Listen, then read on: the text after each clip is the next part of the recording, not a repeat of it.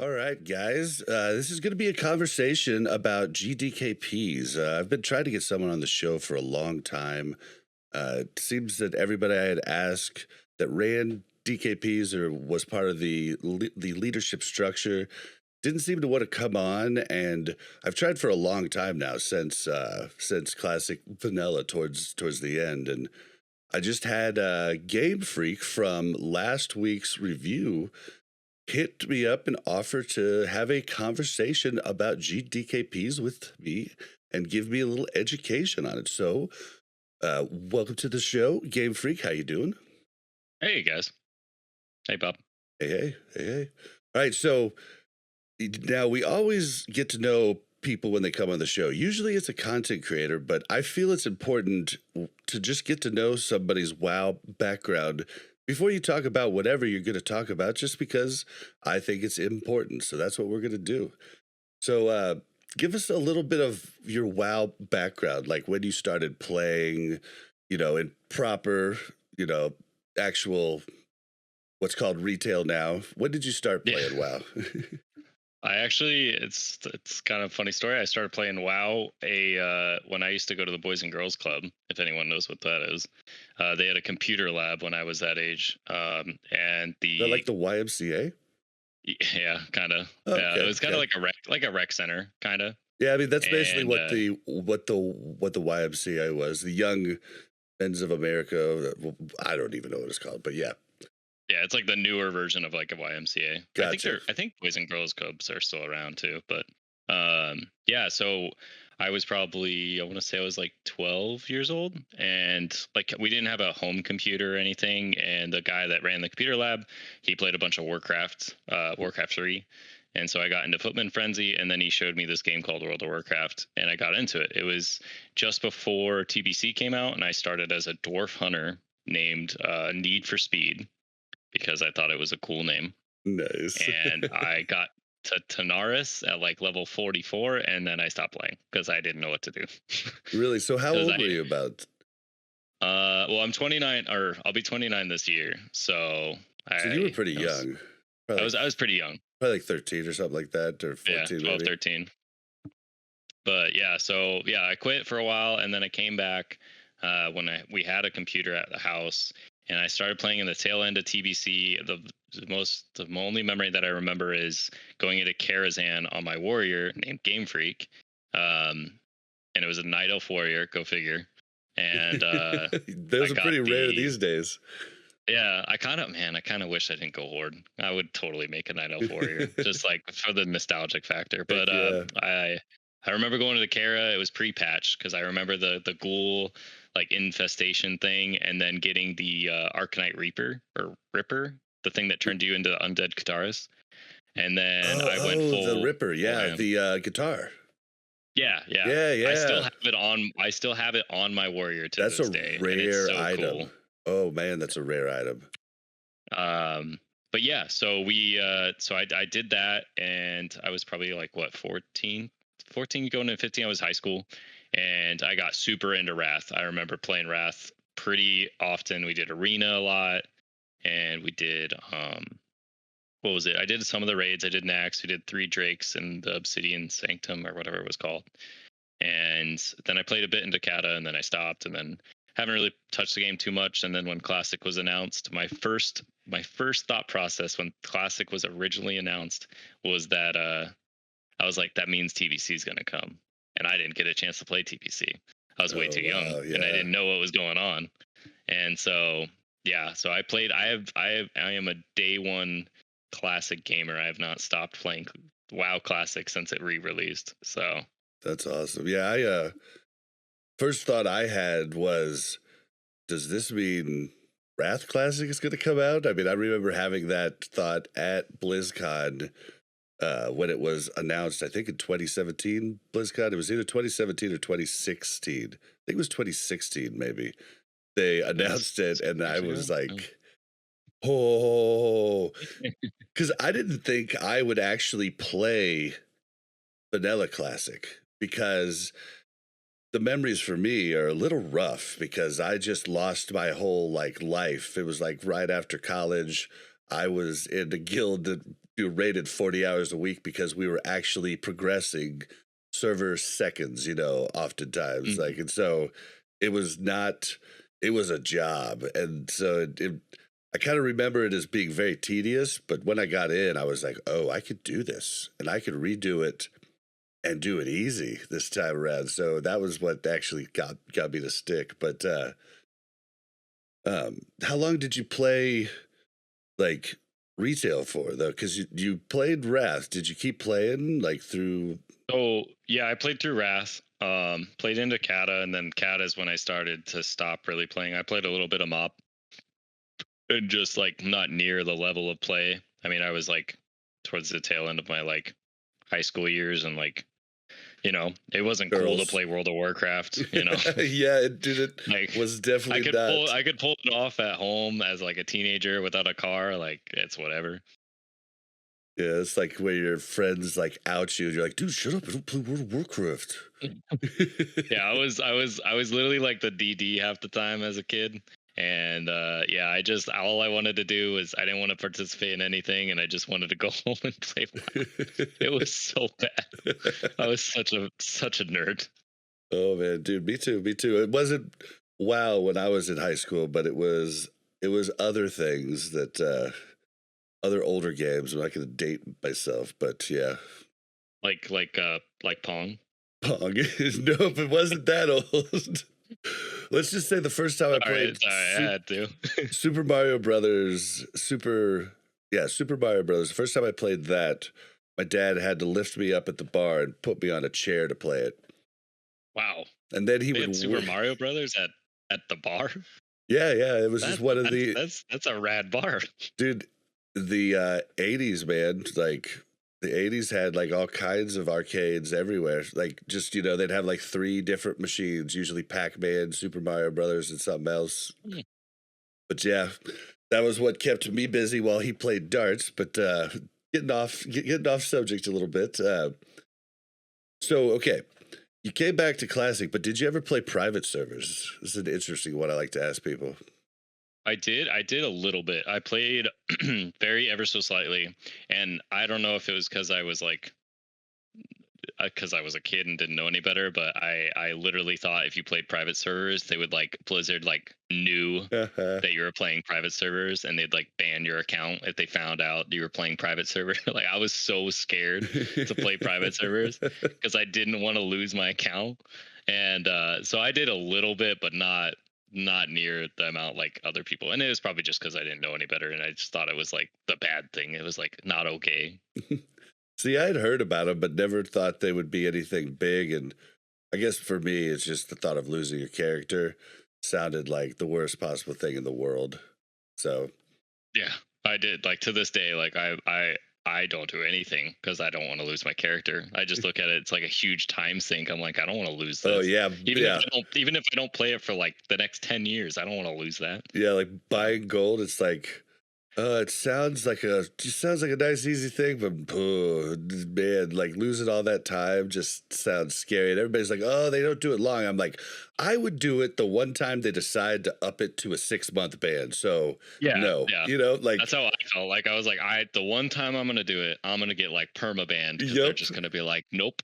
Like I would be yeah. the guy they make the example of, and then they'd be like, and he's a podcaster on Warcraft Reloaded. We know everything about him. Oh man, but yeah, uh, so okay, so you came back to classic, and you've just been playing hardcore. Like you started immediately, like went right in, was like, I'm gonna be hardcore. Did you know any people starting, or did you just jump right in and? It was just some of like my close friends that were all like the same age that all played WoW like secretly in high school because it wasn't like the cool thing that the kids did. Like we were like hung out with like baseball players and football players, and we all like secretly had this network of WoW nerds. So like it was like 3 or 4 of us all got back together, and they played for a bit. I was in a guild with a few of them, and they just weren't to the level of like what I wanted to be at. And I joined a new guild, and yeah, I mean, I was a pretty scrub at the beginning of Classic. I used to look at this guy. I'm something Hayameo, and his parses were like 99, and I'm like, how do you do this? I parse like 55. Oh wow. What is this parse? I didn't know anything about world buffs. I didn't know anything about Same. consumes. I didn't know anything, and I learned real quick. And I got my parses back up, but eventually I switched to my warrior. Yeah, like I mean, Warrior. honestly, people didn't like. I know all these like private server people try to say like, "Oh, everybody used them in the past." I'm sorry, dude. I was there. I was doing the top end stuff. At least on PvP servers, nobody messed with world buffs because you were constantly wiping because you were progressing. Like world buffs became a thing late in vanilla with AQ and like Nax uh, uh, stuff. Like it basically Like you're talking became like original vanilla? original, yeah. And Oh like yeah. everybody has this notion that all these things, like the min maxing was really quite poor, especially on PvP servers. So it was just like it was a whole new world for me as well. And then the whole raid logging thing, like when we first got the DM buffs with the guild, they were getting it like 6 hours before the run, and I was like, well, but the run's not for 6 hours. They're like, yeah, you just log out, you just keep the buff. I was like, but then you play. Like, and I You know I've can't do told this anything. story That's many what times, but that's what alts are for, right? it's still like to this day, it's just like, what? But yeah, Yeah. that story you have is so common with so many of us. I have that same story that you have from coming back to Classic with friends.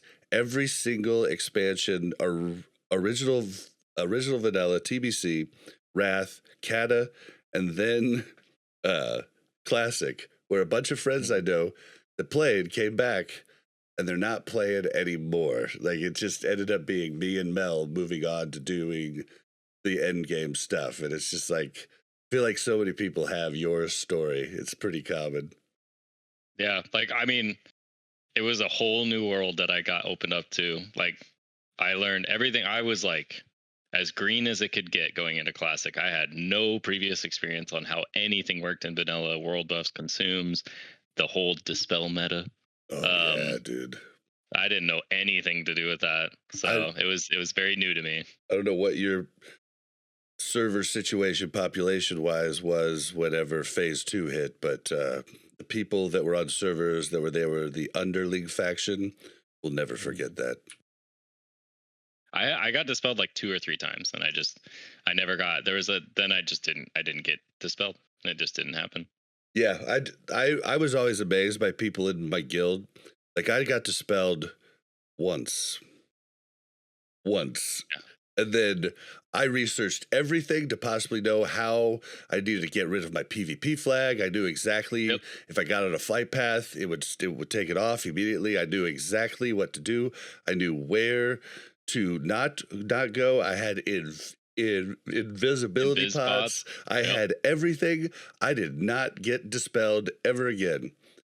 I did die on the way to the dungeon once or twice, but like 40 on 40, it's kind of hard at times. Sometimes 80 on 40 in our case, but Yeah, you're not gonna. Yeah, yeah. not gonna always make it in with the buffs on still. Yeah. Do you remember that? Did you ever use the palm tree on the ZG island?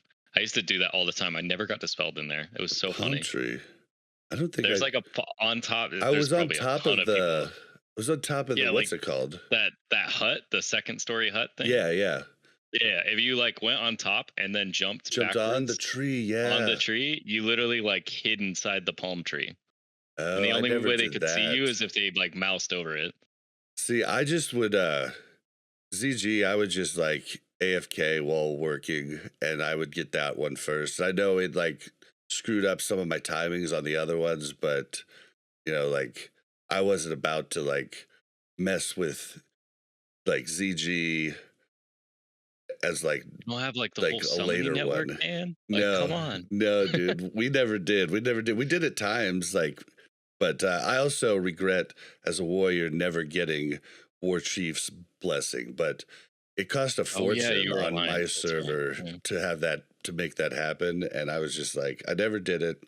I kind of wish I did, but yeah, I came in kind of green because I had never played warrior. I'd played rogue and lock at the start of TBC, and then rogue for the entire The rest of entirety. Yeah. yeah. So I came in with warriors, so I was pretty green off the bat too.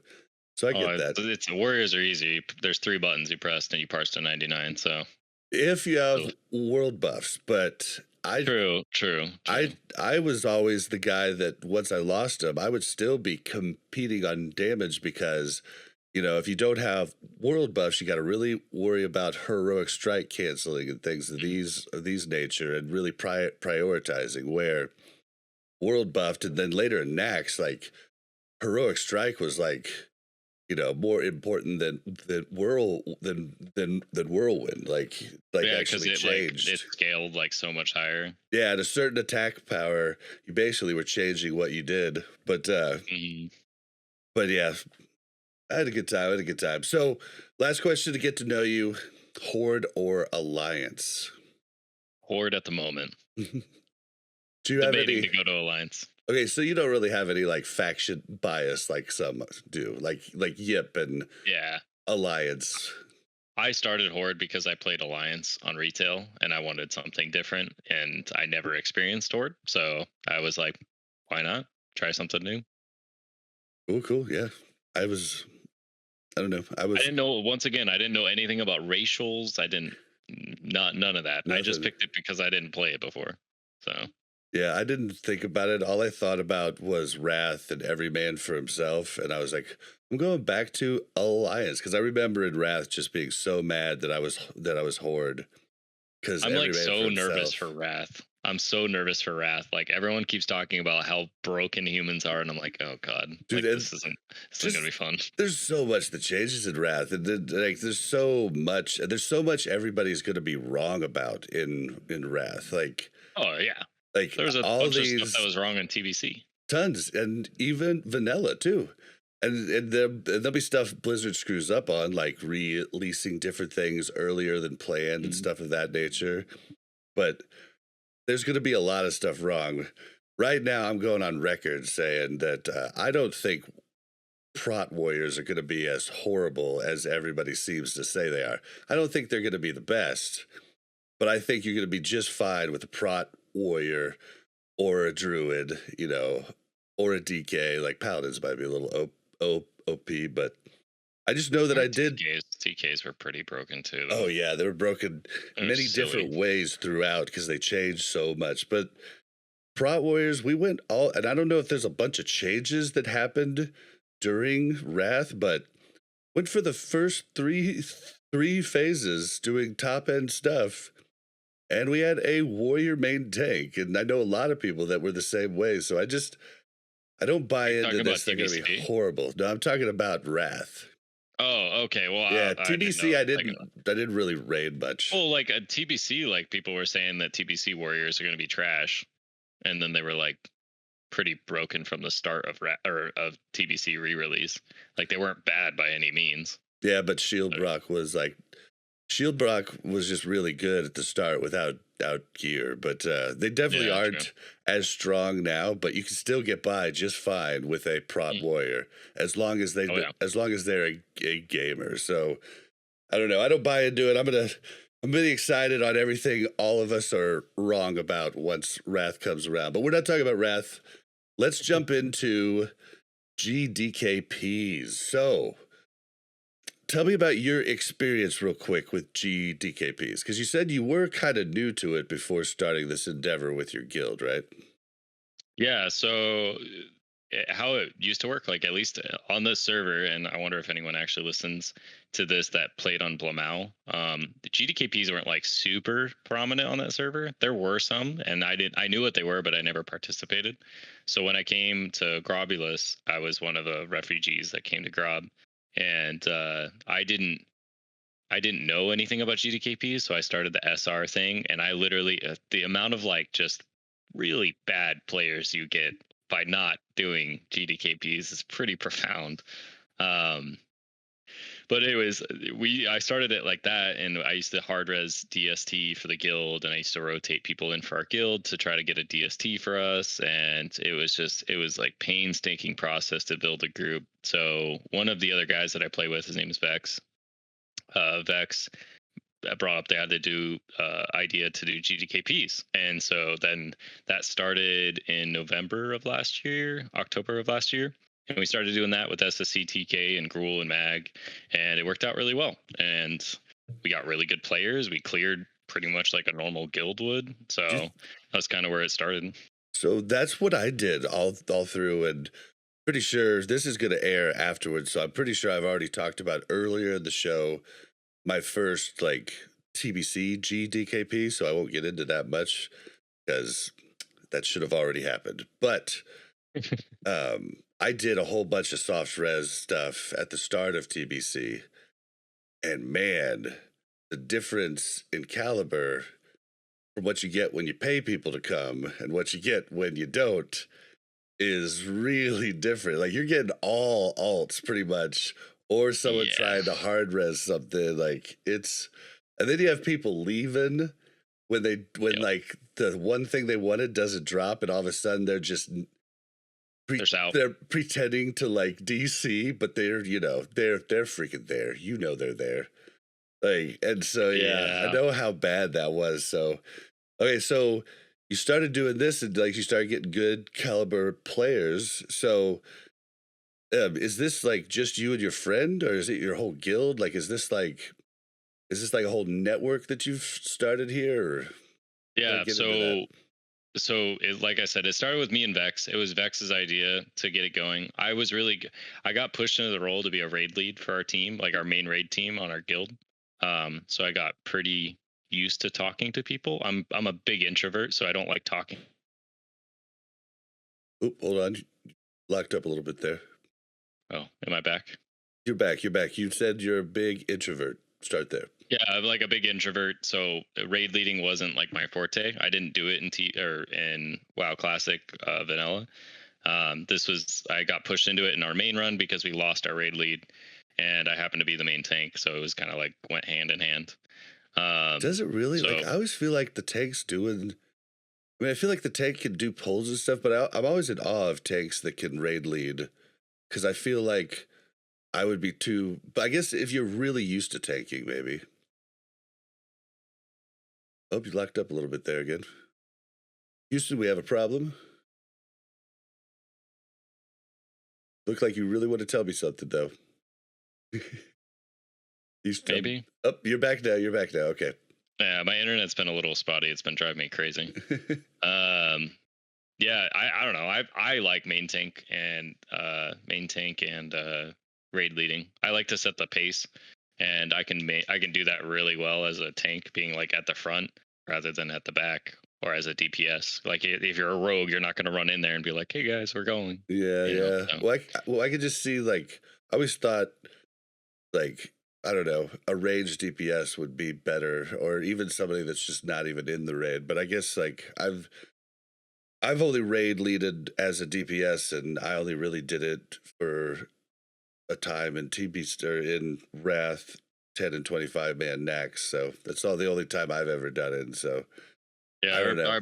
My old raid lead back in WoW Classic Vanilla was a hunter. So he would like set the pace because he's a hunter. He can basically pull for the tanks. So it was a different change of pace for sure. But like I said, anyway, back to the thing. So yeah, Vex like wanted to handle like the rostering and stuff and the vetting of people.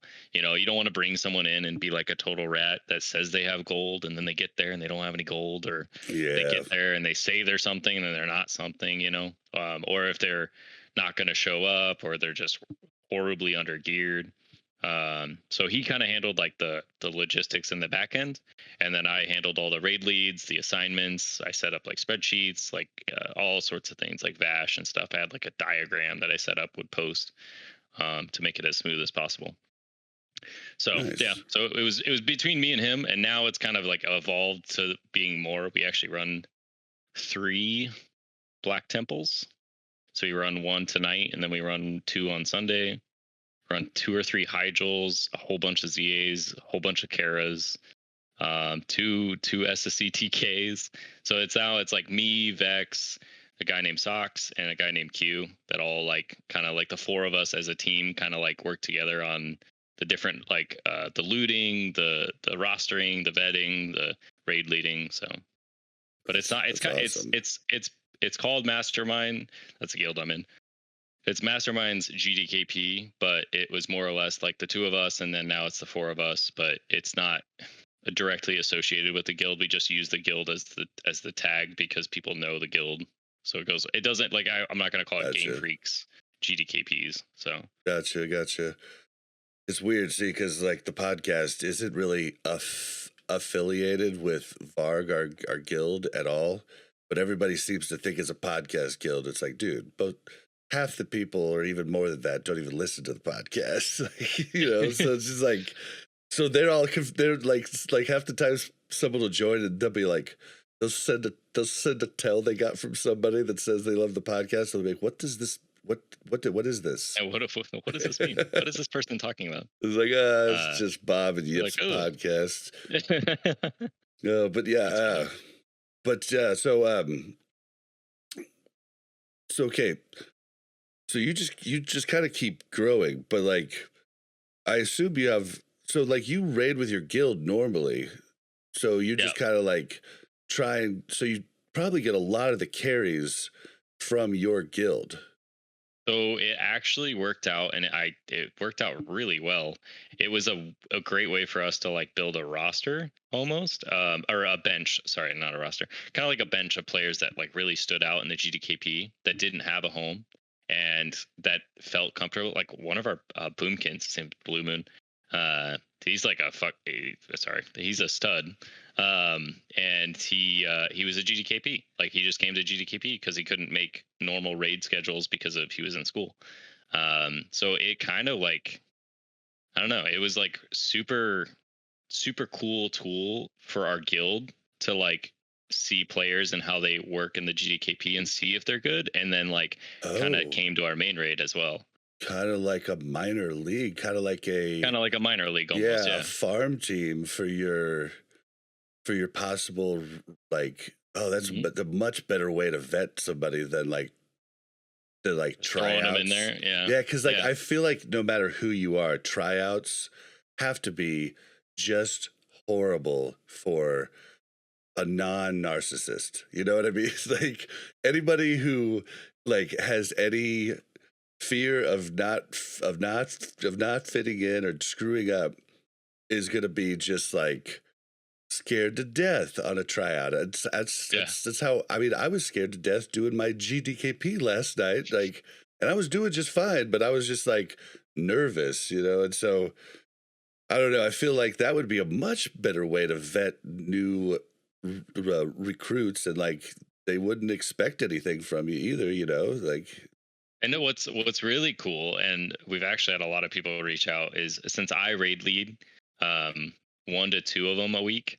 I used to do a lot more. Me and Vex, it used to be a 2-man show for SSC TK, and then we like had Socks and Q come in and helped out a lot, because it used to be like just the two of us focused on everything. So I was running main raid, GDKP SSC TK, GDKP BT, GDKP Kara, Gruul Mag. Like it was like a lot of raiding, and I still do a lot. Like I main raid on our own Tuesday, Wednesdays, and I GDKP raid lead tonight. I also help out with the Hydral. I now don't have a rat paladin anymore. My paladin's actually pretty geared. So I'll be doing another raid lead for the Sunday night one. But yeah, so people would like get a vibe of like how we work, like as like our guild, because I'm the one talking a lot of the time and raid leading. So if they came and joined our team, they'd be like, oh, it's the same dude that's been talking to GDKPs. I know how he raid leads. He's not like, yelling at me because I did something wrong, Yeah, super important. So it like GDKP actually like helped a lot with our with rostering, honestly, and our main runs. Sounds like a way better way to recruit too, because I have a feeling Yip is scared to death of trying to recruit again if we were to no longer have a bench and be really looking for new people. Like we're in a good spot right now, but if we weren't in that good spot, I know he'd be like, It's nerve-wracking. Yeah, you just have to keep testing it out every week, whereas you could be getting a feel for people, and you could be, there could be people vouching for people and telling officers, dude, you should have seen this one guy's killing it. Like I mean, that's really cool. I hadn't thought about GDKPs, although we've had Kim in our guild. You've heard about him many times, probably Yeah. heard him on the show. He's Mhm. been like throwing that idea out constantly that we do a GDKP as the guild, but no one ever picks it up or wants to do the work on it. You know, like the guild. It's on it. It's so easy. Like doing it now for months, dude. It is a breeze. Like compared to main raid shenanigans, like it is a breeze. Granted, I don't do a lot of the logistics behind the scene anymore, but at least when I used to with X, it is there. There's just so much less drama. It's so easy. It kind of runs the show, especially if you have good players, like we were saying earlier. Like you have a whole different caliber of players coming in. Yeah. So like you have a bunch of good players, like the raid's gonna pretty much run itself in a lot of ways. So don't have to Yeah. stress as much. Yeah, because I mean, the what I was in, it was pretty much like, you know, everybody knew exactly what they were doing. Like I knew exactly what I was doing. Everybody else did, Mm-hmm. and then the people that were like super buyers weren't stressed into making mistakes. Like they were real slow to do anything, you know, and which was fine, you know, like do a you know whatever you can, but like you're here to buy, like that's your deal, and so therefore, you know, there's not a person trying to try out for the guild and ripping aggro and doing everything else, you know, wrong. So worked out really good. But Yeah, what's his Tyrannosaur is who was on last week? yeah. Yeah, like he was saying, like we do the cut thing, like we have a rule of thumb, like if you die on Solarion or Baron Geddon 2.0, we're taking half your cut and putting it into the pot. Like if you blow up in the raid, that is 100% on you. There is no other way around it. Oh, dude. Okay. Okay, I don't know if I told this story. I just won't tell it earlier in the podcast. So in the past I won't tell this story. But so we're towards the end of the night in that GDKP, and I've never seen a wipe on Solarian. And Oh I no. only just recently, because my guild was thinking it was funny, only just recently actually seen myself get blown up in the air. Like I've never seen this before, right? Yeah. And we get someone, like two different people blow us into the sky on Solarian, and we actually wipe. And I was like, Ooh. wow, I've never seen that happen. And then like the guy is like, oh dude, My internet. my deadly boss mods, like, is it working right? Blah blah blah. And I was sitting there going like, okay. And then we go and we do it the next time. I'm the first person that gets it. My deadly boss mods like comes up. I'm like running out of the raid, and he was like, lock. Oh, see, that's what you're supposed to do. Because I was That's all already, you gotta do. yeah, Run out. I was already out of the raid, and it's just like, it's like people make up excuses, but you know, like I've always found it the best way is to be like, I'm sorry. But yeah, it's funny because that's the first time I've ever seen a wipe on that boss, and my guild has tried to wipe us just as a joke. So that was the only Yeah. bad thing really that happened throughout the night, though. The rest of it was pretty smooth. That's good. Okay, so break down for me how yours work, because you have a certain rule set. So I kind of want to go over that because you said there's you know, there's admin cuts and there's consume cuts and yada yada. So Yeah. give me a breakdown. So how we break it down is there is a it's 80% goes to the raid. So 80% is your cut as like someone like Bob showing up, like that is part of his cut is 80% of the pot. And then 20% is then broken down. It's for there's a guild cut, so we help fund our own guild bank.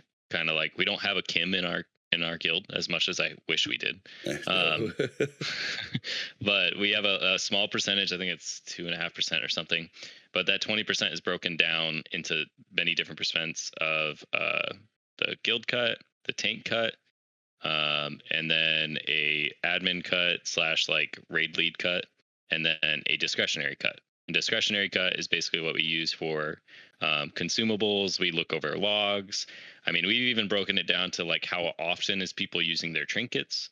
Because there's a lot of times that people like kind of like zombie mode during trash, and it's like you should use your trinkets, you should use your 3-minute CDs, like help speed up trash. I'm horrible at using trinkets during trash. I get better. It's gonna as be time up, goes I on. promise. Like I need to just put them to my seed because like that's all Yeah, there you I'm go. doing. You know, like so like it really wouldn't be that bad. But like I'm getting better, and I even switch them out at times now. But I miss a lot of those. Like I'm probably every other one missing or every other one, and it is pretty bad. But it gets so monotonous, you know, like you're just doing seed over and over again.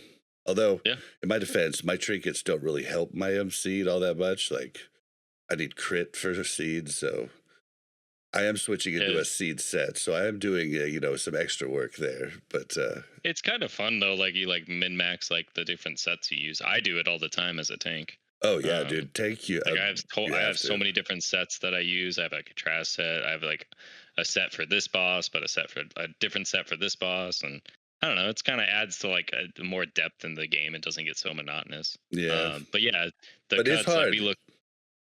Yeah. Yeah, Oh that's yeah. what Oh I was yeah. getting at. But Like it's fun. Like I don't know. It depends like what your no, I mean just definition of fun is. remembering to pop the trinkets. I could see how like people just kind of forget about that because you know trash. Hey, an extra like 250 spell power on your seed is a lot of extra damage, especially if it hits like 10 targets, It's you know? well, it's only big if you're not AOE capped. It's really weird how it works. Like it actually Yeah, doesn't. I know nothing about warlocks. Yeah, you're basically trying to stack as much crit as you can. The more mobs you're actually seeding, it does help. Don't get me wrong. Like I should be popping it, but it's not as important as like say a fury warrior popping trinkets or a rogue popping trinkets. That's important, especially during cleave, you know, Yeah. just for the amount of benefit they get. But we're not here to discuss that. Like there's Yeah, all it goes, kinds yeah. of Yeah, so like there's those cuts we look at like trinket usage, overall parse, like trash damage. I was a big advocate for trash damage. The thing in my main runs and the GDKPs, I hate when people go AFK unless you like if you have a valid reason, like you know, you got a kid or something, you got to step away. Totally understandable. There's a lot of times where people are just kind of like pressing auto shot, you know, pressing one button. It's like you're not helping like speed up the pace here, especially with BT, man. You can make BT either a 2-hour raid or a 4-hour raid, just depending on like the players you have. So like, you know, we're throwing a cut for that. We actually have I won't say the word we call it, but we have a cut for the person that is in the cope group, so to speak. So a lot of the times the survival hunter is like in the healer group. You know, he's not going to parse that well in a healer it's not group. gonna do very good. But we need a survival hunter, you know. Same goes to like boomkin. If a boomkin's in a bad group, or if we have two boomkins and one's in a bad group, so we try to reward someone like, hey, they took the hit. They're not going to parse well. They're not going to do as much damage. They deserve a cut because they're still trying, but they're just not in the proper group makeup. So yeah, so we break down that 20 extra percent into, you know, all these different cuts to try to reward people. And sometimes like when the pot's like 111,000 gold, those discretionary cuts, we do like 6 of them. That's like an extra like 1,200 gold on top of like 3k gold you just made. So it's definitely like worth it to either consume, use sappers, do trinket usage, parse well. Like, you know, we reward those players for that. Yeah, I take a lot of heat from my guild about AFK. Like it's I understand it, and it's you know it's definitely my fault, but I'm old and I drink when we raid a lot of the times, especially if it's on farm. If we're progressing, I always take those first few weeks off to like really get the stuff down. But then once we're farming, I like to drink and I have to go to the bathroom, and like I run. You know what I mean? Teach their Like, own. Yeah. but like everybody just watches me like a hawk. Like they just love to be like, Bob's AFK again. I'm like, and then it doesn't help that I stream. I could probably hide it a lot better if I didn't stream the raids. But yeah, I Yeah, streamed the probably. raids. You And do the so like like literally slash auto follow. Like, they'll just look over and be like, Bob's AFK. Like I'm just like, okay, guys. Thanks for thanks. watching the stream, but come on. But I yeah. do try and hurry as fast as possible. I'm never just leisurely AFKing somewhere. Like I'm running. I actually broke my glass the other day running back, and then had to clean. Like a table? No, broke my actual like glass. Oh my god! Because I was running and didn't want anybody to catch me AFK, and my arm hit the thing, and the cup just smashed everywhere, and so I was AFK even longer because of that. Like, oh man, Pretty funny. every time I'm there, I'm putting in 110%. So at least might as well. But yeah, at least my guild loves me. That's or at least pretends to, or at least puts up with me. So okay. So you do those cuts, and you have kind of like a spreadsheet for it that makes it easier for you to like kind of parse out. Yeah, so we use like an Excel sheet that we like double check it. We have an Excel sheet like with functions and stuff, and it breaks it down for us automatically.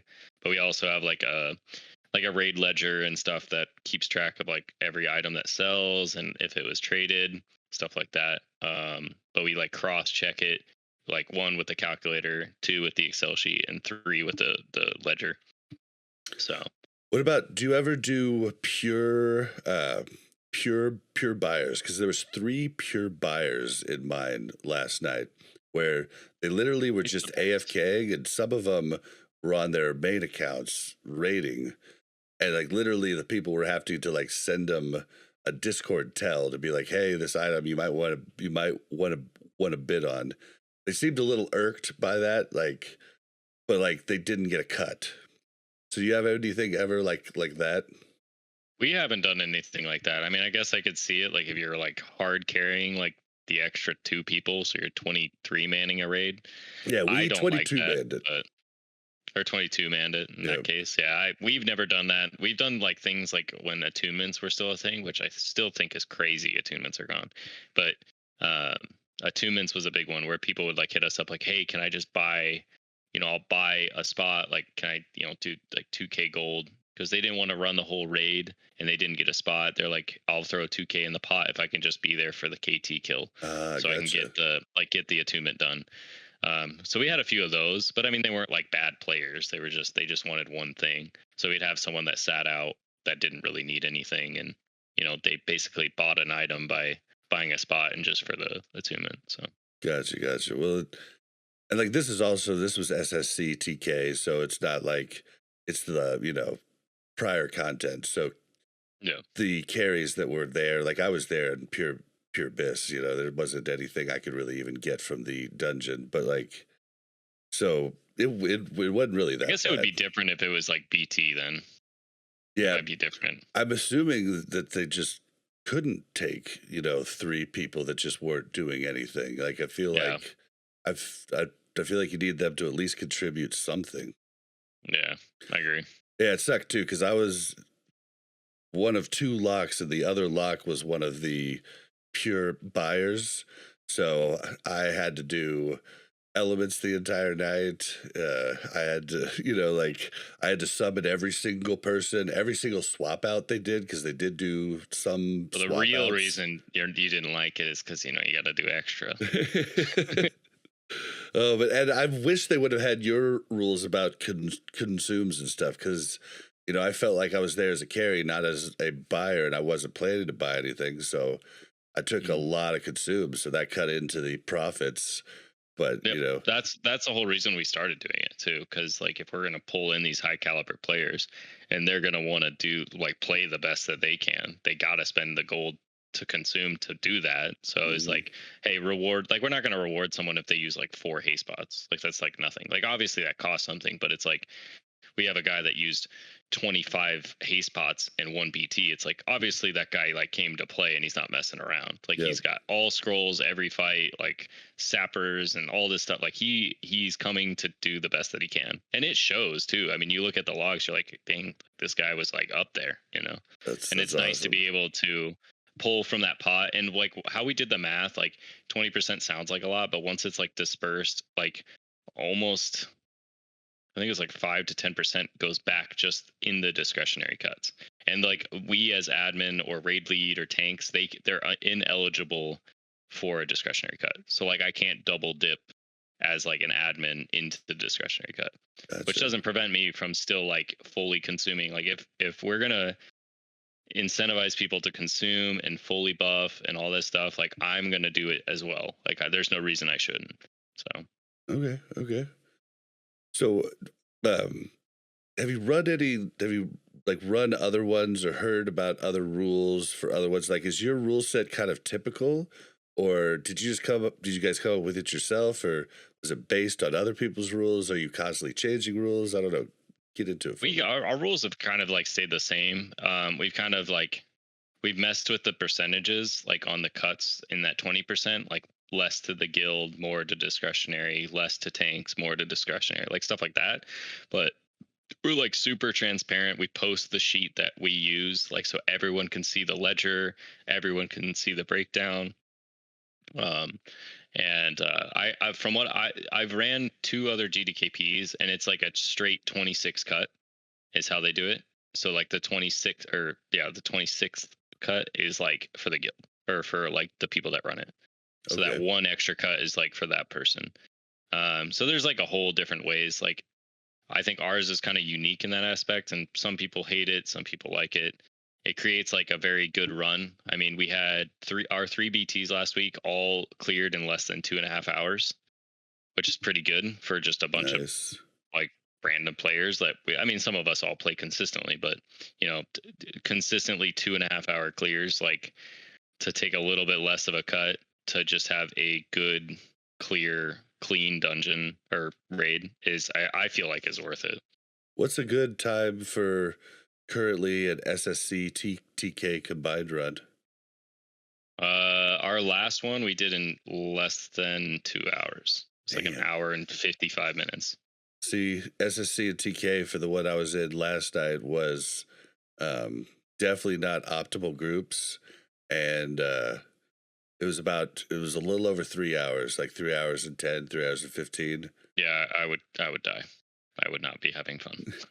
It was I'm not like a speed racer, like a speed clear, but man, there was a it's 15-minute old break content. I don't want to be there forever. Yeah, there was well then. Yeah. There was that, but I mean, then like there was the whole silliness that happened at the end on Solarian too.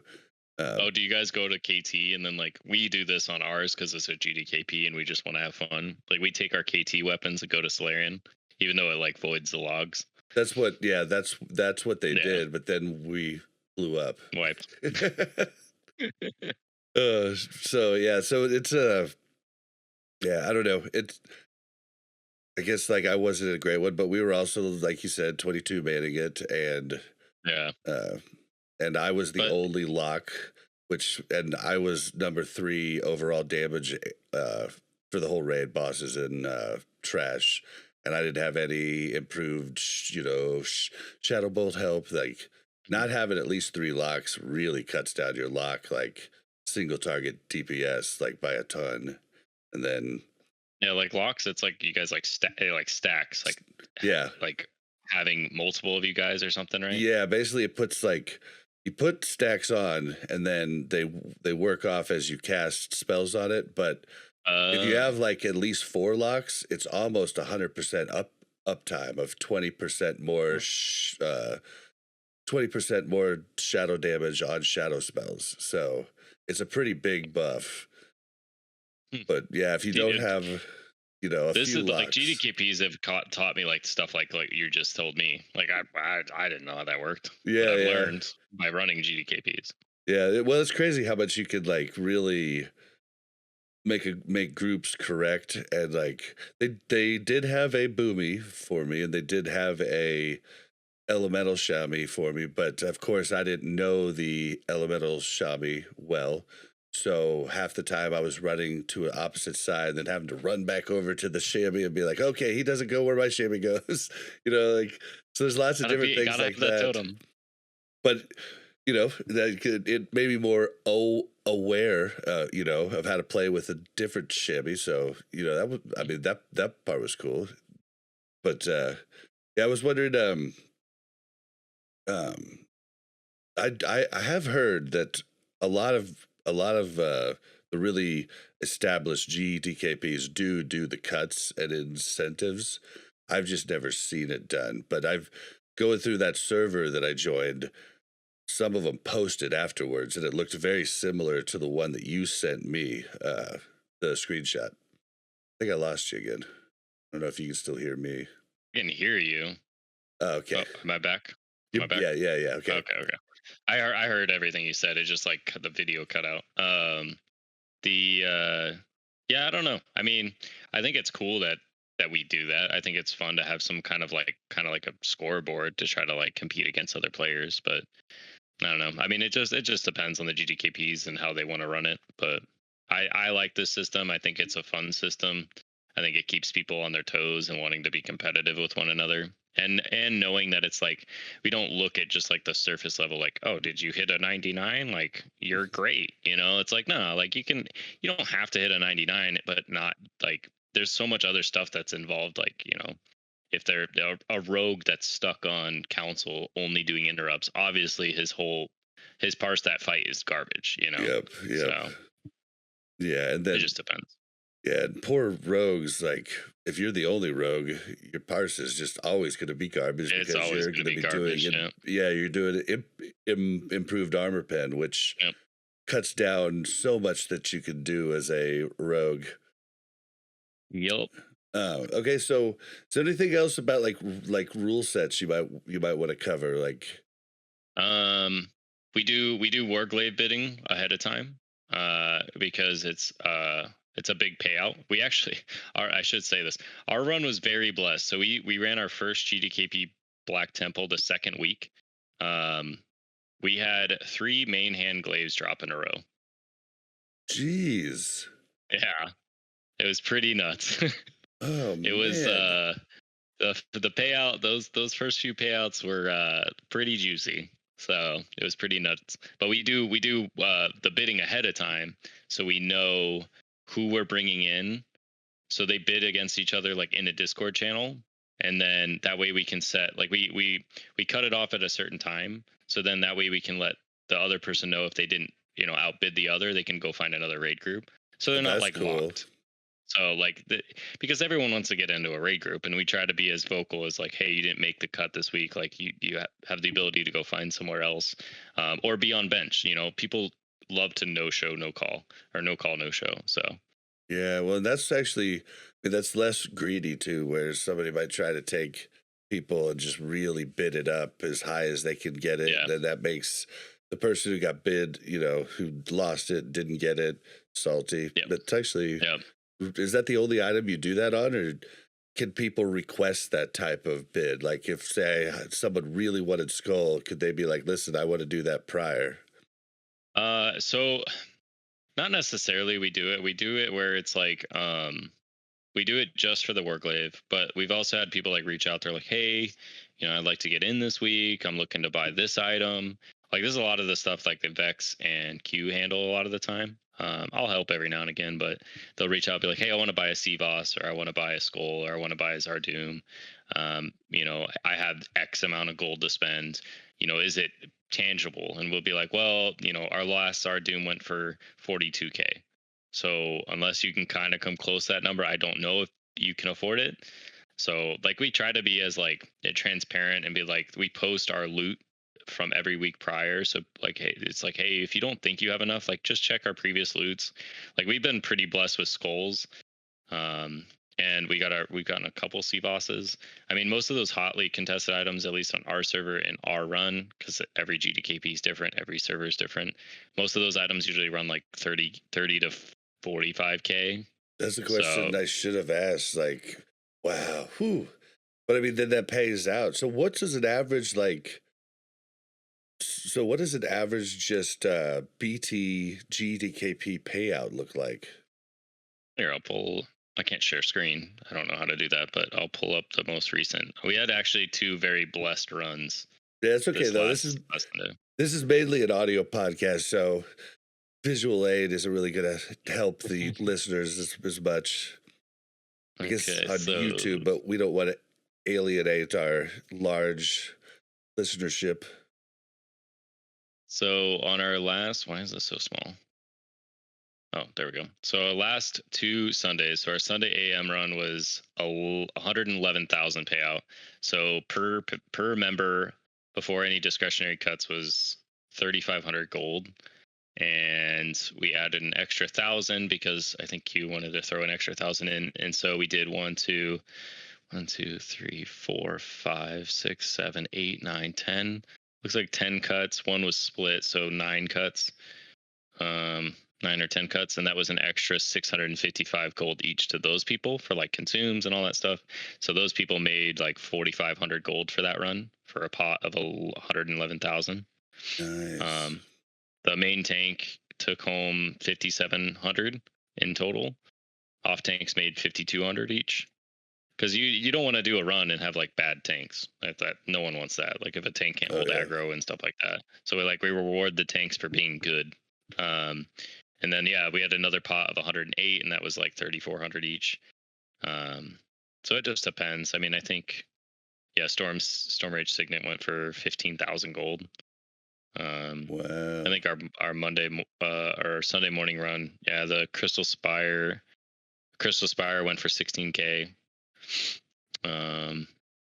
I mean, it just depends. I mean, I have usually a pretty good judge of it now. Like if the pot's about 100K, it's going to be about like a 3,500 cut per person kind of thing. So just pretty good. I mean, not bad. I mean, you have like some good luck runs. Like in a week, if I was just a consume raider and I didn't do the raid leading, so I was just like a normal player, I could probably make like 10K a week just doing SSC, TK, Hydral, BT. So yeah, which is huge. So so it's kind of like a building thing. Like I assume I build up enough gold going to raids on my main that my guild's not doing. I get smaller cuts. Then I can get into a point to where I can get those alts in those raids as a buyer, get some good luck. Then once you can get one of your alts into current level content as a buyer / carry, that could be pretty sick cash right there. a lot of the gold, I mean, a lot of the time it's similar players that come around all the time. So like a lot of the gold is kind of like it just changes hands between the same like handful of people, in the sense of like it's like same, like once people feel like it feels like going to a guild run. I mean, clearing BT in 2.5 hours, I mean that feels like just like a normal guild run. Like we do a 9 a.m. run and we're done by like noon. It's just it's instead of DKP, you're literally your gold is your DKP. That's all it is. So I just feel like hard for someone to start out in just coming to the game. That's where. Yeah. I mean, we've had like people in the past where their buddy, I don't know, we've had new players come in, especially like SSC TKs and stuff. And what they'll do is like their buddy is the one that invited them, and then their buddy will like be like, hey, I'll give you some gold, like, get them up to speed, and eventually like they'll be out fine. That's exactly what happened with me getting into him back in vanilla. Kim was like, Bob, bring your warlock. And then he bought me 3 items. He didn't tell me he was going to buy me 3 items. I just told him how much gold I had and I was planning to buy it. I bought 1 item, but he just bought me 3 other ones. And I bought my buddy the Archimon shield because I knew he wanted to like have it for his paladin, and I was like, you're my friend, man. Like I know you don't have a ton of gold, like I don't mind. Like it's part of just have some fun. Yeah, well, if I would have noticed him doing that, I wasn't paying attention to like him buying items that he didn't need. And then it just at the end, he just handed me 3 items. I was like, dude. And then I remember the first time that I got a cut, and I just got these 4 items. I'm standing there, and all of a sudden, this was a ZGDKP during Nax times.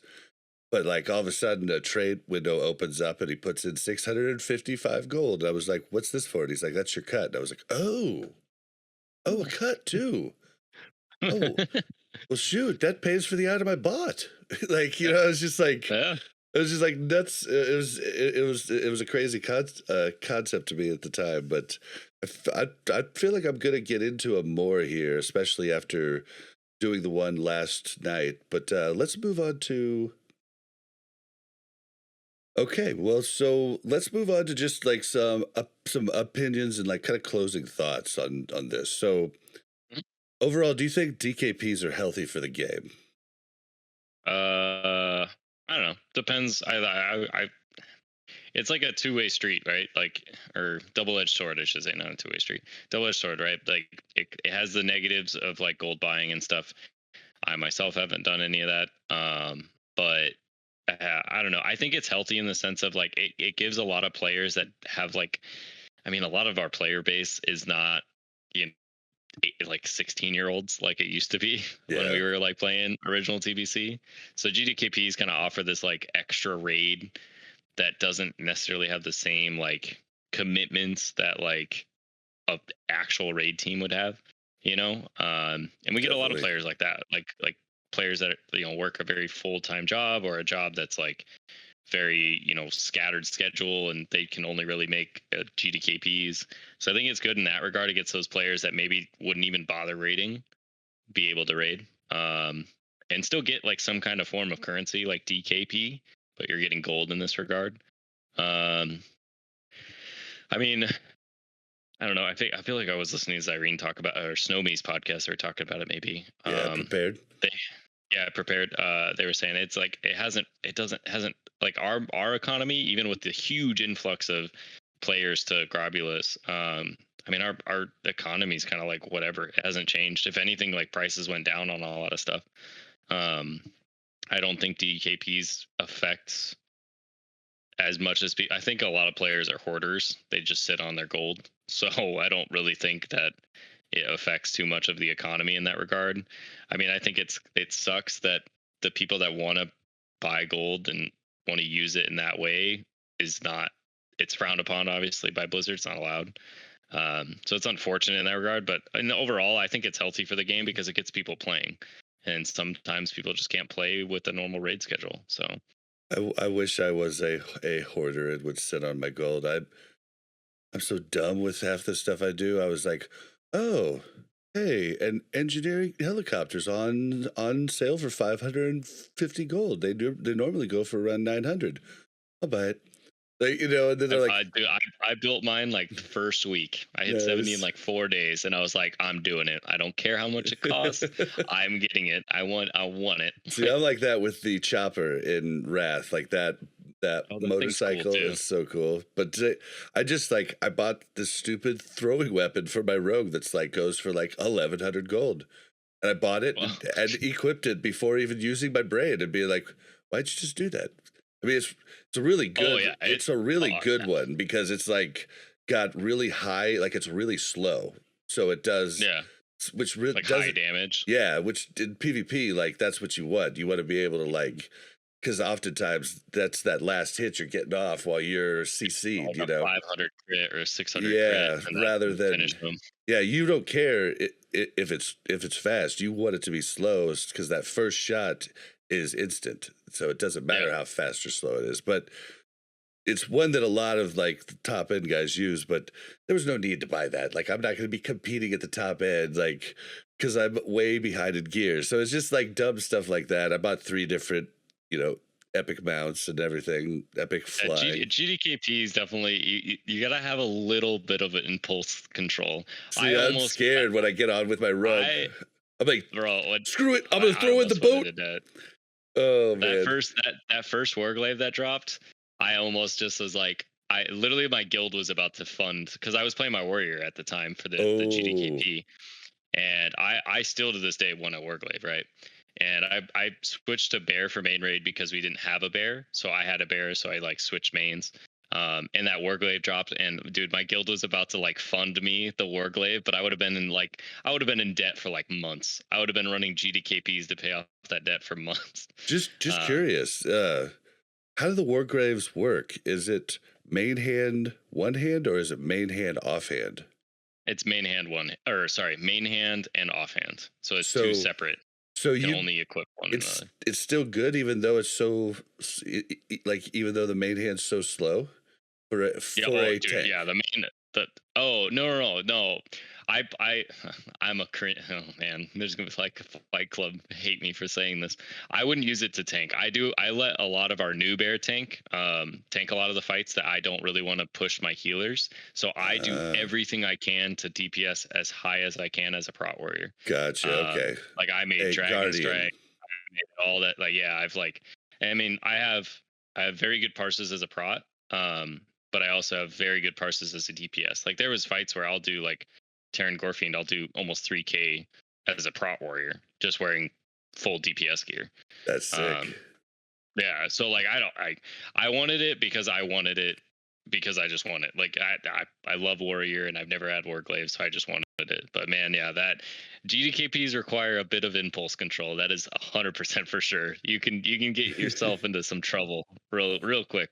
I'm a little worried, but so okay, so yeah, I don't know. Like, are you ever weary of people that come in that you're like just pretty sure they bought gold, or because I mean it's not your job to Hard to police know, that. like, You know what I mean? Like, yeah. I wouldn't kick somebody out because of that. So don't think I'm trying to shame you at all or anything like that. But Yeah, I sometimes we don't even know. Like, I mean, sometimes like players come in. Like, there was a guy that dropped like 25k in one run, like just on various items, not like one item. And I was like, "Yo, where is this guy got us all his gold?" He's like showing up here in like blues and like Gruul mag gear. Like, the heck? And I didn't realize by the end of it, it was another guy that has like actively runs GDKPs on his main, and that was just his ult. So he like funneled all his gold for his ult. So my first assumption was like, oh, he bought all that gold. There's no way someone in that kind of gear has all this gold without buying. And it turned out it was an ult. So I don't know. I mean, there's no way to know. Like if you ask someone, they're not gonna like blatantly tell you, oh yeah, I bought gold. You know, that's and not gonna happen. I also wonder how many people don't realize that are kind of casual. How many people don't realize how much easier it is to actually make gold in TBC? Like I was telling Mel, because Mel, she's, a VP at her company. She doesn't have tons of time to do extracurricular stuff. She takes time off of work when stuff's coming out, when she has to push hard, stuff like that, so like she just doesn't know. And I'm like, dude, I made 3k last week just messing around in Skittis, like for like a few hours a day. Like you're getting these drops, like you're getting tons of greens. Now I do have a network of the different like I got a disenchanter, I got, like any green I get's turning into more money, any cloth I get turning into greens that then turn into enchanting mats. Everything's kind of building on each other, and so it's like yes, if you're just getting raw gold and selling everything you get, yeah, maybe it's not the best, but dude, you're getting like drops. Like today I just worked up all of my rogues one-handed abilities while I was trying to get my Kurenai rep up. And I made it was like 3 hours, 17 greens, like 25 stacks of cloth that are going to turn into greens. Like this all builds up. And then probably, I think my farm log told me like 50 gold of raw gold. So at the end of the day, I made like 500 gold just on working up those things. And so if you do stuff like Skittis, where you're killing all the bosses and stuff, there's tons of cash to be made in many different farms. I don't think casual people realize it is easy to make gold. It's, I mean, you could literally just be a disenchanter and run 5 bans and just prismatic sell anywhere from 20 to 30 gold each. Yep. I mean, you get 10 of them, there's 300 gold, you know? Yep. That's Boom. honestly pretty easy to get too. And there's a few different classes that could run different dungeons, especially, and even with like somebody coming back, like the PvP season 1 gear is pretty damn stacked Mhm. for any type of Mhm. solo Yep. grinding. So I think a lot of people just don't realize. Now, of course, like 10,000 gold is not easy to make. I know that. I'm just saying that like it is easier than I think people that are casual that don't play a ton think about. Yeah. So And I think GDKPs, there's that barrier of entry is like kind of high.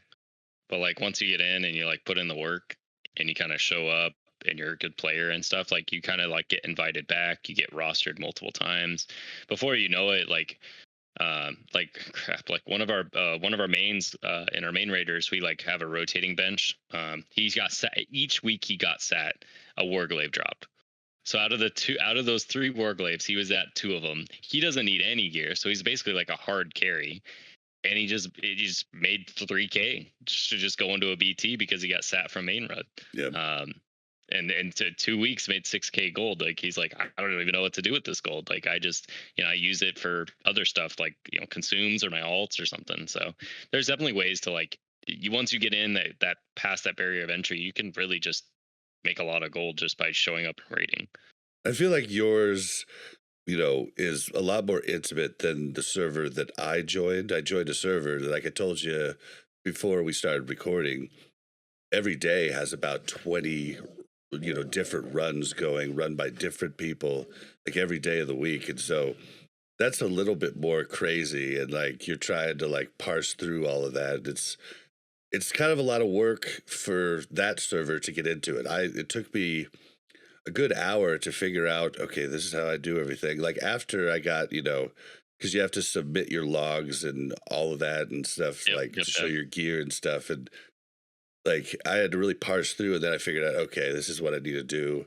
And, got in runs. But I feel like yours would be a lot easier to jump in because it's not as just, you know, saturated with just so many options where it's, but yeah, I feel like it would just be a little more fun once you got to know the people, because it would feel more like a guild. Because last night I felt like the new kid in class, where I've just moved to a new town, and I went to class, and 25 people know each other, and I don't know anybody. And It's definitely its own little community, that's for sure. And it's kind of cool though. I mean, like a lot of the time, even if someone like, like two people are battling out for like Madness of the Betrayer or something, right?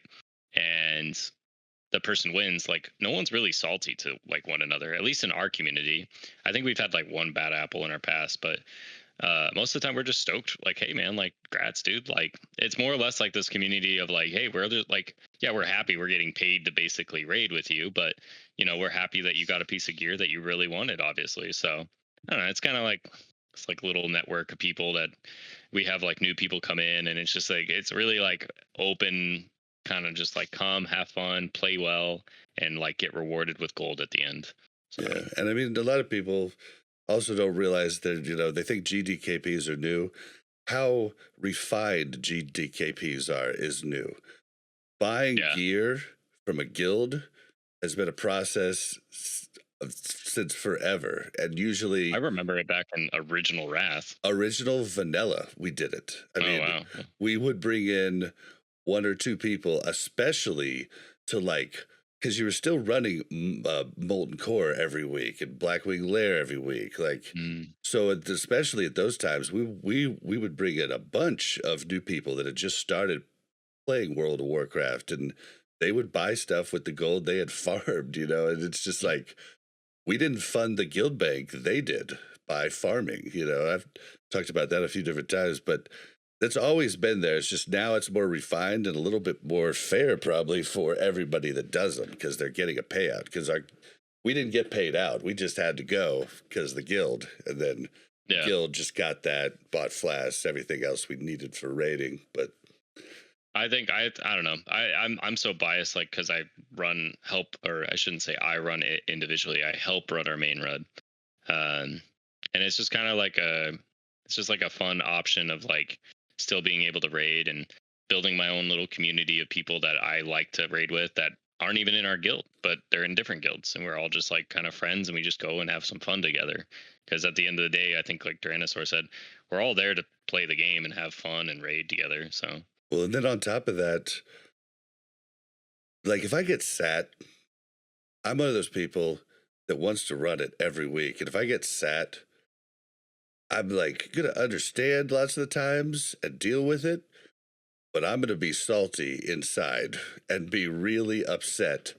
So it'd be neat if, to be in a guild that has the option to be like, okay, well, I got sat this week, or I just you're gonna couldn't go to make it to, GDKP. yeah, I'll go to the GDKP. Or if you can't make it, like I always make it. Like I'm almost never not at raid. Like I've been that way since since before Classic, but it's just the way I am. Like I'm gonna be there if I say I'm gonna be there. But still though, Yeah, like if you get I think sat, you I have a think it's great cool. option.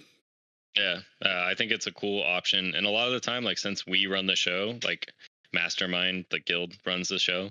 Like anyone that gets sat from either main raid team, because we have like a East and West team, we always make it an effort to make sure they're rostered. If they can make the schedule of the GDKP, they got a spot. Hey, you don't have to buy something because we know you're a good player. If anything, you're going to come and just help carry. And so, and now sometimes people just want to have a week off, but like you said, a lot of people just want to raid every week. So we've had those people come in, they just make some passive gold and they get to have some fun and go and raid. So And see, that's awesome because then they could fund some consumes for the next week. That's a really big positive. So, do you think GDKPs are going to continue to expand and become more popular as we move into Wrath? I think so, especially with the introduction of like 10 mans and stuff. I know that 25 mans are technically the better gear or whatever. But I don't think GDKPs are going anywhere. I think if anything, they're going to get more and more popular. I mean, I've seen them popping up like crazy more and more like lately. So well, and like the one I did last night, like current content's going to be a bunch, but people got to, even just in TBC, when the Isle of Quel'Danas comes in, casual people's gold income is going to increase quite a bit. It's a really fast way to make gold passively over a week's time if you only got an hour a night to play on most nights. Like it's going to be really nice for them. And like a lot of the items that went in this GDKP, some of them went for only like 250, like there were definitely the 5 and 6K things, but you can definitely start gearing early on in the older raids. So like that's something to think about. And like just getting starter gear for someone just coming back, like you definitely, it's a process to move up, but getting the gold is going to help you continue to move up. So I think it's definitely, it's hard to get into. It's not as nice as just getting thrown in a guild at the start of an expansion, but would have had to start the expansion, so. True. Do you think it could ever become the most popular way to play and like guilds just wouldn't be a thing? Like I talked about this last week, but it seems weird. Like what's your means to an end in that case? But dear, do you think it will get more popular? And then tell me what the means to an end is if you don't have an actual premium guild run every week. Do I think I don't know if it will ever outshine an OG guild just because that's like how people play. But no, I mean, but do you think it'll be more people will do GDKPs than do like actual guild runs? Like, do you think it'll become okay? I don't think so. And the reason being is that some people just don't care. They want to run with the same people they run with every week because the community they have being their guild or whatever, the raid team. So I don't think that's ever going to be the case. And I think a lot of people give it a bad idea. It's like, well, people that run GDKPs, like you're never going to parse, you're never going to do well. I mean, crap, dude, we have tons of people in GDKP that we run that parse 99s, top hundreds, easy. It's because we try to structure the group well. Yeah, it sounds like you're doing a good job of that.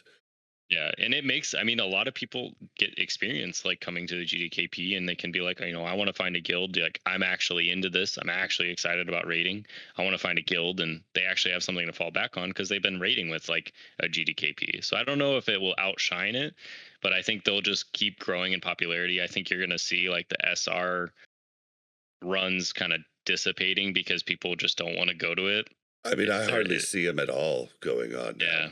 I That's mean, kind of like, I hardly at felt like you all. saw it more. I feel like you saw it more in Vanilla Classic than you do now.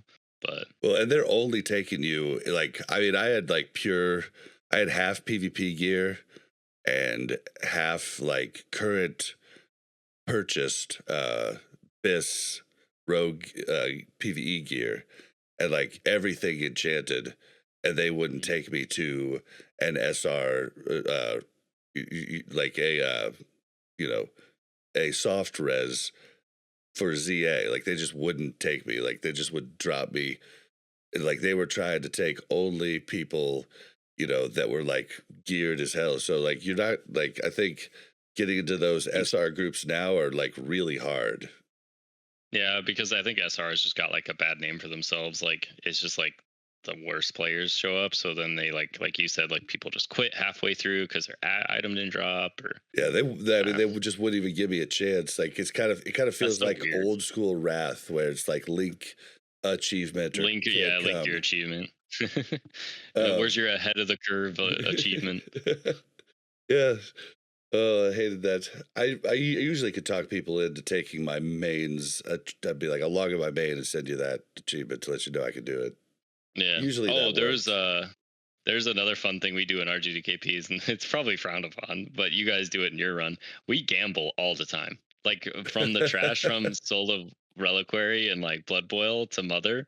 Oh man, there at one point there was a 10K a gamble, and it was nuts. Like, I think the whole raid came to a halt and watched it play out. It was like four people, and I think the person lost like 6K gold. It was Damn, hilarious. I But think the yeah, highest there's we've so much done gambling. 5K. I think it's the highest. Although there might have been some like one-on-ones that were at that level, but It's like it like, I don't know. the It more like creates gold you like this get, the like more fun.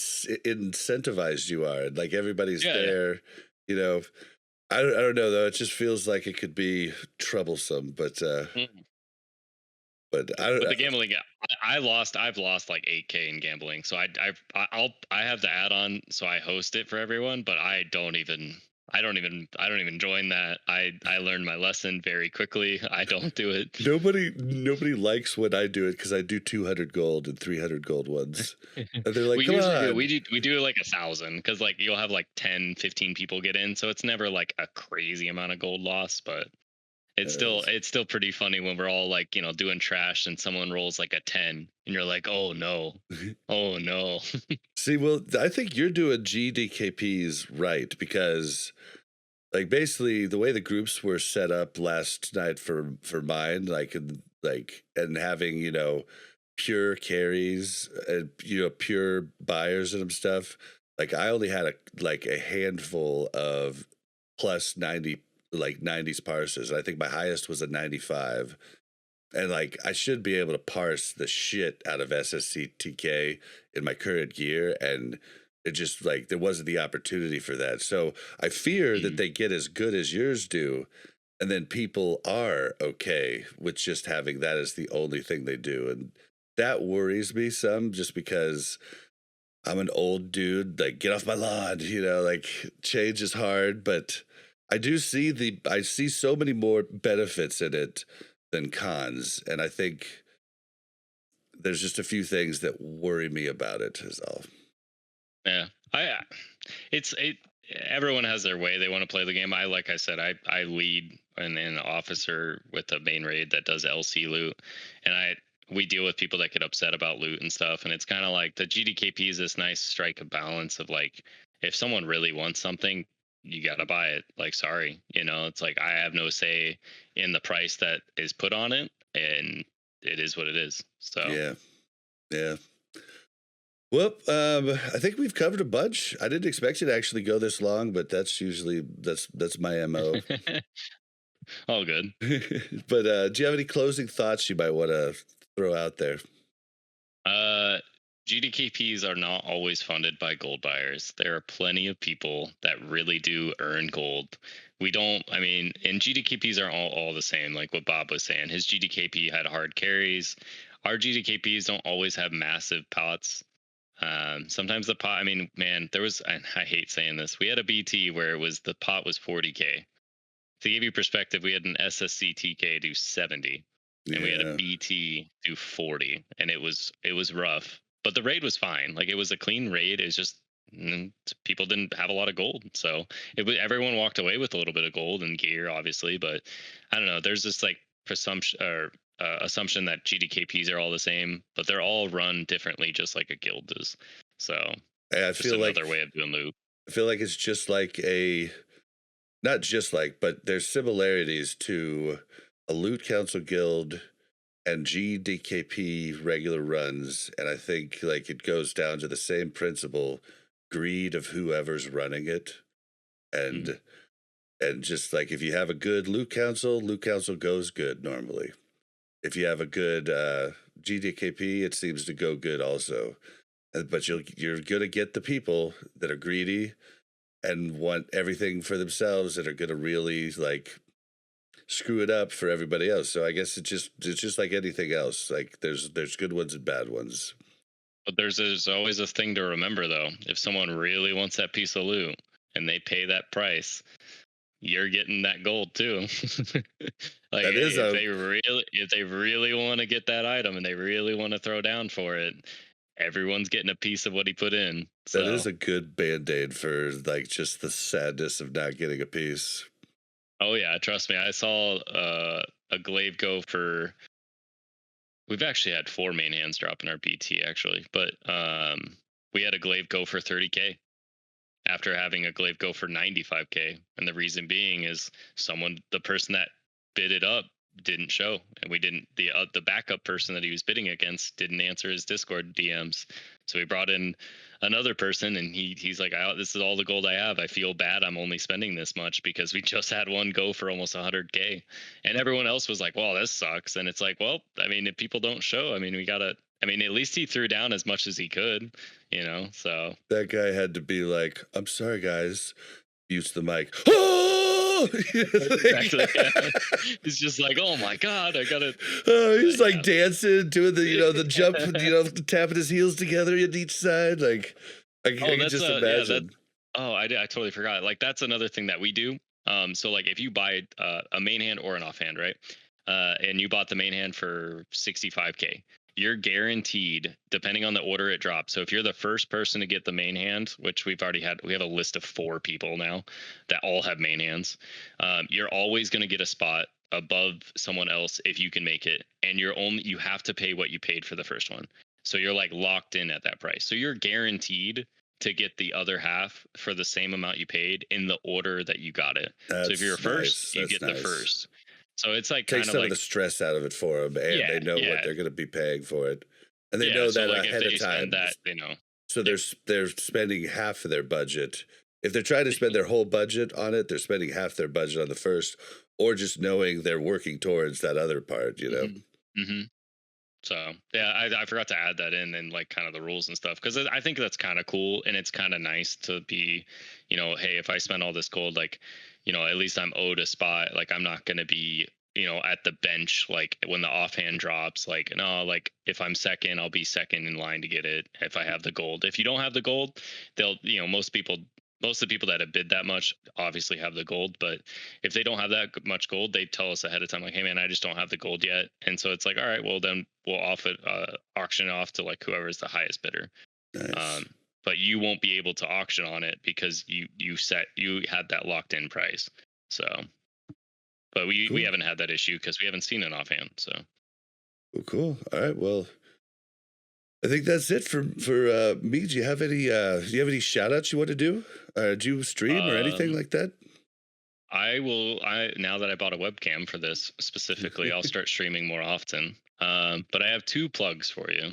Awesome. Shoot. Let's see. So you want me to just send it in the chat? Oh well, plug it here and then send it to me in the chat, and I'll put it in the show notes also. Okay, so my Discord stream is Gamefreakk. or Discord name, Twitch, and it's game underspace freak, spelled Phreakk. Cool.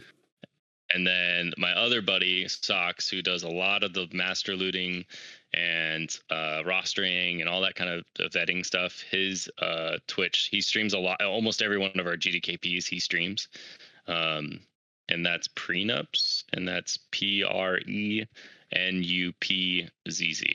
Awesome. Really nice dude. Awesome. Cool. Yeah, we'll have those in the show notes, guys, for so the show description for you to check out. And did you say the server you're on again? I forget, because people might want to join your GDKPs if they hear this. We're Horde on Grobulus, and the guild that we're in is called Mastermind. Grobulus. I wanted to go to Grobulus. You should have came over. You should have came over. I wanted to go so I know bad. you guys were going back and forth, and I was like, man, I would love to kill Bob so much. There's so many people that wanted that too. So many people. Yeah, we're on Benediction, and now I just get tells of people wanting to duel because they want to kill me. Yeah, there you go. Oh man, but so okay, well, all right, well, we're gonna get back. We're gonna send it back to the regular show.